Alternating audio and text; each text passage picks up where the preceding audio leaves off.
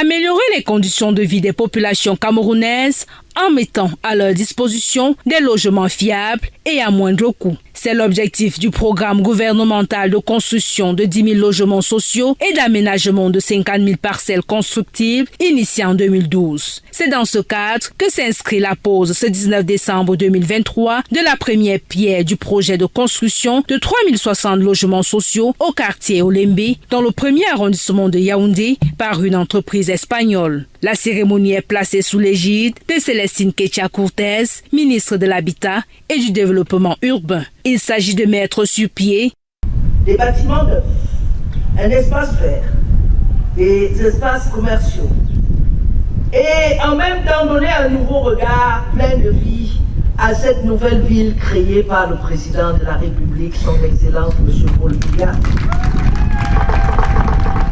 En marge des aspérités protocolaires ponctuées par les civilités d'usage, la pause à proprement dite marque le clou de cet événement. À ce propos, Célestine Kétia-Cortez est accompagnée dans l'exercice par plusieurs autres personnalités. À l'observation, cet engouement est un indicateur significatif, d'où le sens accordé au projet.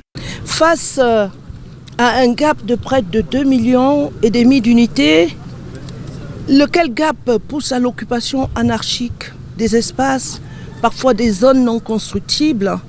Il s'agissait pour nous, sur haute prescription du chef de l'État, de mettre autour de la table l'ODD 17, le partenariat au développement.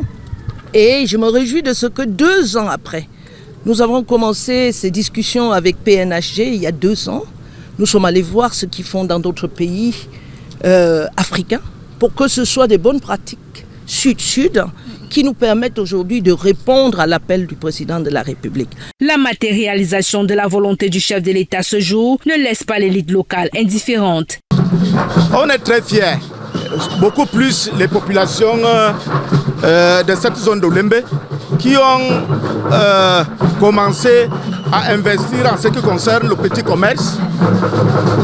Et quand on voit des réalisations arriver, on se dit que avec les réalisations, avec les petits projets que nous mettons sur pied, on est fiers, on est contents. L'espoir reste ainsi porté sur la société chargée des travaux. Un espoir que partagent certainement les nombreuses personnalités diplomatiques, administratives, politiques et traditionnelles venues pour la circonstance.